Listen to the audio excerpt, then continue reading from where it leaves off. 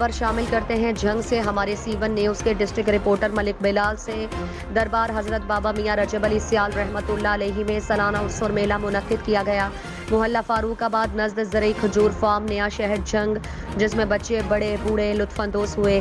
آل Punjab one day international kabaddi کھیلا گیا اور زیر سرپرستی خصوصی آمد پیر طریقت رہبر شریعت الحاج صاحبزادہ سائیں پیر محمد عبدالرحمان قادری نوشاہی بادشاہ سرکار زیر نگرانی حاجی احمد نواز زیر انتظام خرم سیال نوشاہی نے کیا۔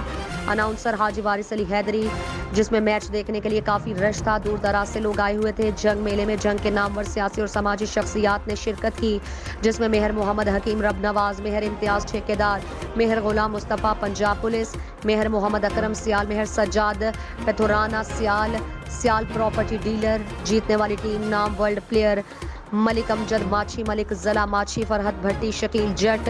آخر میں کھلاڑیوں میں پیر صاحب نے جیتی ہوئی ٹیم کو انعامات تقسیم کیے اور ان کی حوصلہ افزائی کی۔